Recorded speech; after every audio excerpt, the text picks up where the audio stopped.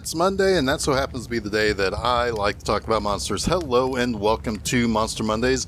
I'm Jeff Arbuckle, co-host of the podcast Film Seizure, that you can catch right here at filmseizure.com or at a number of podcast providers online.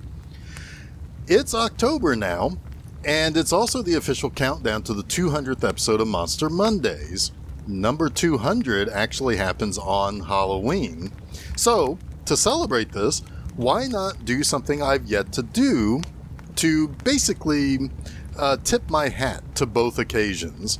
This month, we're going to cover 5 classic silent movies. Now, interestingly, I will only be covering a single film from the United States, and 3 of these films, including this week's movie, are classics of the German Expressionist era of the Weimar Republic. We begin this month of silent spooks with 1920's The Cabinet of Dr. Caligari.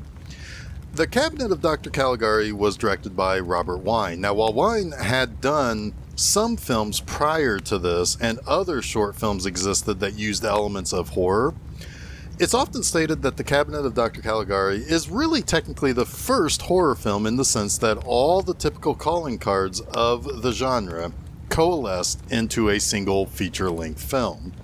And gosh, I think I could probably go on forever talking about this movie because Caligari is extremely significant. However, I'm going to try to boil down most of the essence of the background to this film being made. Understand that World War I was a tremendously difficult time, and the aftermath and its effect on Germany would be disastrous. Following the war, Germany became, for the first time in its history, a constitutional republic now named the German Reich, though often it would be unofficially called the German Republic. Now we now know that era today as the Weimar Republic, as it was referred to by none other than Adolf Hitler in 1929, and became much wider in usage in the 30s. This newly formed republic was incredibly volatile. Early on, there were 2 big problems: hyperinflation and political extremism. There were attempted power seizures and political assassinations.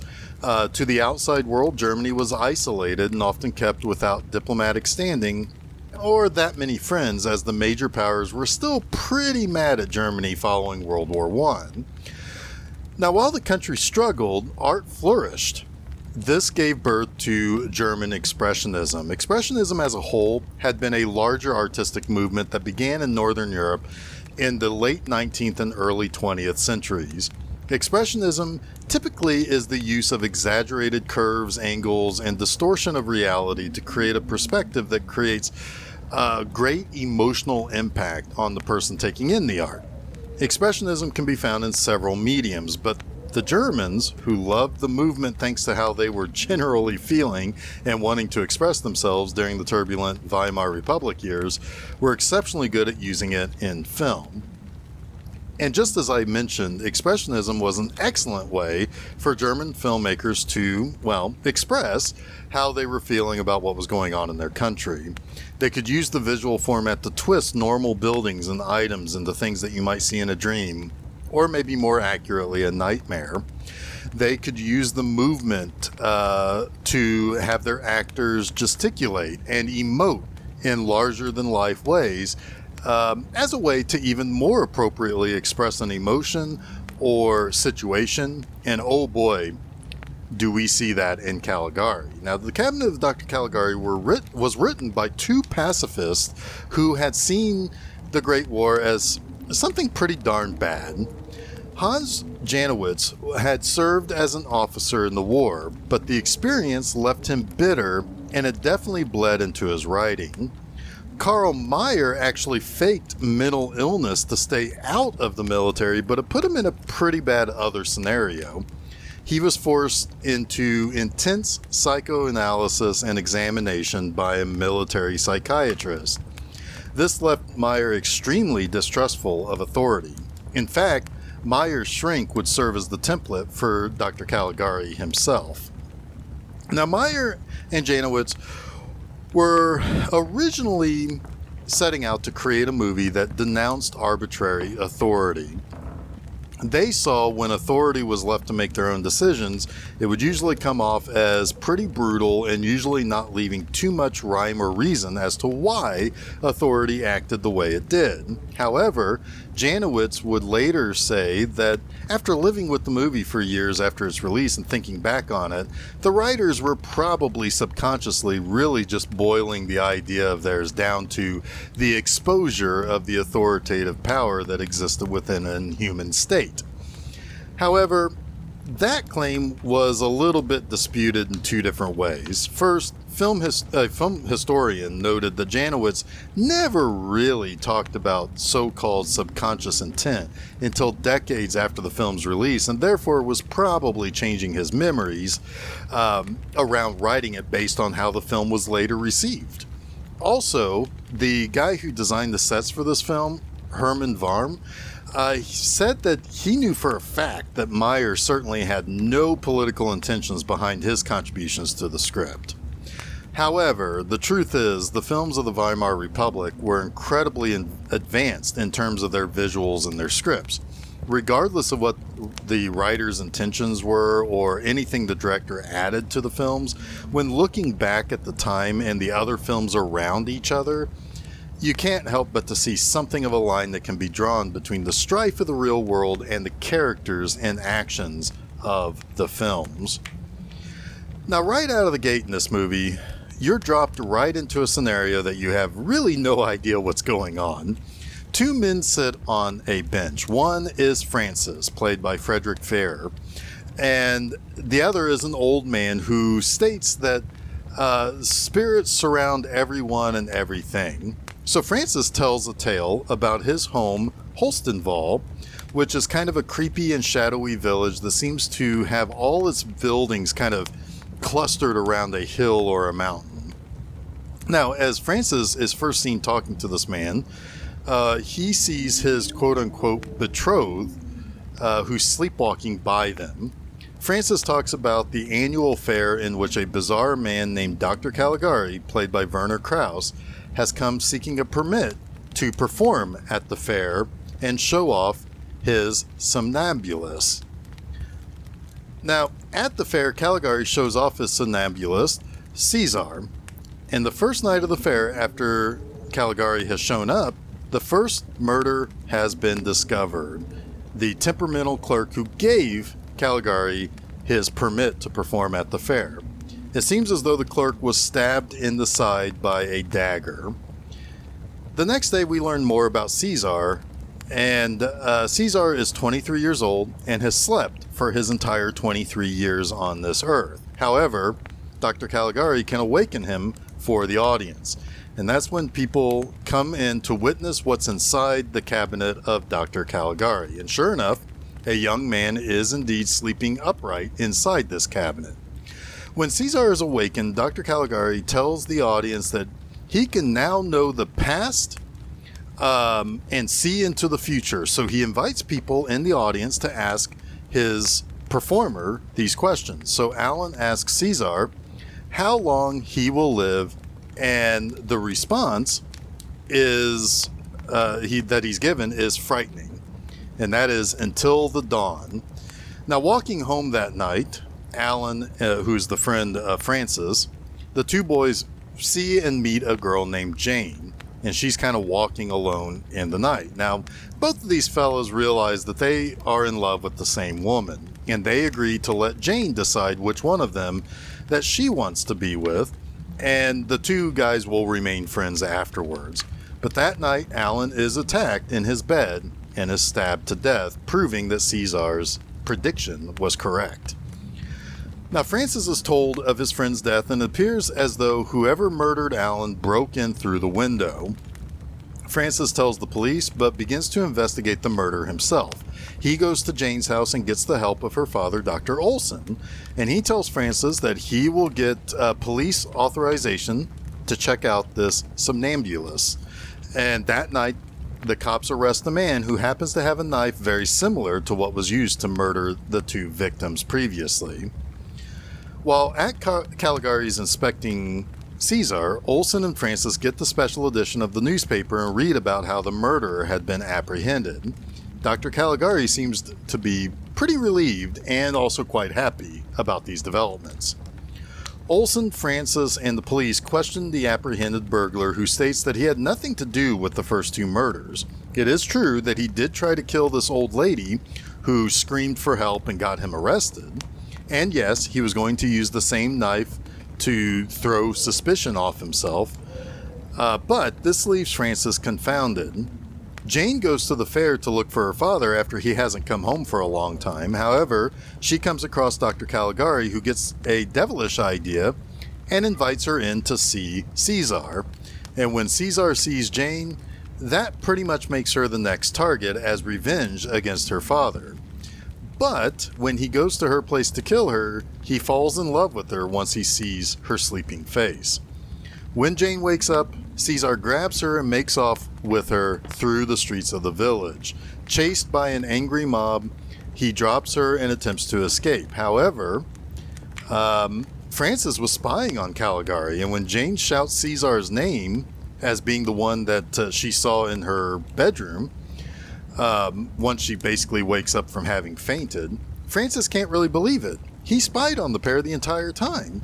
However, after seeing the other guy still locked up in the jail, he leads the police to Caligari, who allows them to investigate Caesar's little cabinet, or his cabinet, and they find a mannequin of Caesar waiting for them inside. Caligari flees to an insane asylum, and Francis follows. Now, Francis asks the doctors at the asylum if they have a patient named Caligari. They say no, but they refer him to the director of the asylum, who is revealed to be the very person that Francis is looking for. The other doctors at the asylum help Francis investigate while the director sleeps. And they learn of an 18th century story about a man named Caligari who had a somnambulist named Caesar who toured fairs in Italy, and how murders seemed to follow the pair. Caligari had complete control over Caesar, and everything that our antagonist of this film has done has been pretty much a copycat of the historical Caligari. He found somebody who has somnambulism, who was brought to this asylum and placed the patient under hypnosis and basically bent him to his will. They later find Caesar, and when they bring him back to the asylum, the director's reaction to seeing Caesar again gives away that he's truly the reason for the various murders. They put the director in a straitjacket and drag him off, where he never again leaves his cell. In the present day, Francis tells the old man that he had been telling the story to never let Caesar tell him his fortune or he'll die. And it turns out that, in fact, in a twist of this movie, Francis, Caesar, and Jane were actually patients in the asylum, and the entire story was fabricated by Francis. Caligari really is the director of the asylum, and Francis violently attacks him until he is restrained by the orderlies and thrown into the very same cell that in his story the director was thrown into. The director then says he knows how he can cure Francis, and a shot focuses in on the doctor before fading out completely. So let's talk about the three things I like about one of the most influential films of the 20s, The Cabinet of Dr. Caligari. First, I watched the 2014 restoration that Kino Lorber did with the surviving elements that existed from multiple sources and having the tinting reapplied to the various shots and scenes. It also had a newly recorded soundtrack, and this soundtrack is fantastic. It's part organ, part synthesized, part strings.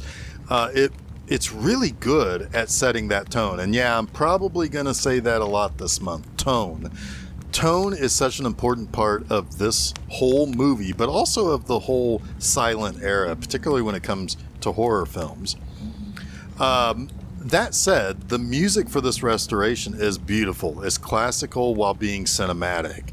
There's not a moment of this movie that doesn't feature the music, as we need it in silent films. But the music speaks just as much dialogue as the title cards and the actors that we can't hear. This might sound kind of dumb, but the music puts me in the place of a European village even more than the German dialogue cards do when we see them in this movie. Secondly, Werner Krauss is spectacular as Dr. Caligari. He seems to almost play the part with glee. He's expressive in his eyes and his devilish grins. He's just fantastic as the villain of our 6-act story. You can tell he's throwing himself into this role and having a blast. And it's long been tradition that playing a heavy is far more fun and far more appealing to actors than always being the good guy. But truthfully, there is one thing I do want to say about Werner Krauss. And it's kind of unfortunate and pretty uncomfortable. At the time that this movie came out, he was one of Germany's greatest actors, and he's been a huge star on stage and then in film, particularly in the 1920s. However, he was also an unapologetic anti-Semite. When Hitler came to power, he was a supporter of the Nazi Party and even became very friendly with Italian dictator Mussolini and the propagandist Joseph Goebbels. He was forced out of Austria after the war and was forced to never be able to act in German media ever again. But in the early 50s, he was granted the ability to have German citizenship. And he would go on to die in obscurity due to that, to being banned from ever appearing in German films again. But all of that said, he's brilliant as Caligari in this movie. I mean, he sells every single second of his role when on screen. And thirdly, is it even possible to talk about this movie without bringing up the incredible sets and design of the visuals? There's a use of vignetting that is already cramping the square format screen, and it makes it seem like people are being crushed by the frame itself. However, that's nothing compared to the larger set design. First, the town of Holstenwall is cramped and the streets wind in almost spirals. As people go to the fair, they are cramped in what should be a large outdoor event, but they're packed in like rats. The corners of the buildings and the spinning carousels are practically hanging over the people going through this fair. Of course, yes, the buildings twist and turn and lean in unusual angles because this is the German Expressionism of the time, but the streets almost come off as mazes, or like you're inside a house of mirrors where the mirrors haven't been put up yet. It's so bizarre and sets your mind off its kilter almost immediately. Then you begin to get a little more claustrophobic when you go inside one of those buildings. The buildings use perspective to show hallways or corridors of rooms kind of going off into the distance, but it's just painted onto the set, and people are standing or sitting in those cramped spaces and look like they are uncomfortably crammed into a box as they are positioned in what looks like, well, it just does look like they're positioned in a small box. It's a beautifully crafted set and not one that you would ever be able to forget once you've seen it. That wraps up this week's Monster Mondays. You can catch new episodes of Monster Mondays each Monday afternoon at filmseizure.com. Don't forget to follow Film Seizure at Facebook, Twitter, and Instagram, and subscribe to Film Seizure to get both the Film Seizure podcast and Monster Mondays at your favorite podcast providers, as well as YouTube. You can also check out my website, bmovieanima.com, to read new articles every Friday morning. So there we have it. Episode 196 of Monster Mondays is in the can, and we only have 4 more to go until we hit number 200. And next week, we are going to go to Sweden for a movie that just celebrated its 100th birthday last month, Häxan. So until next week, stay spooky.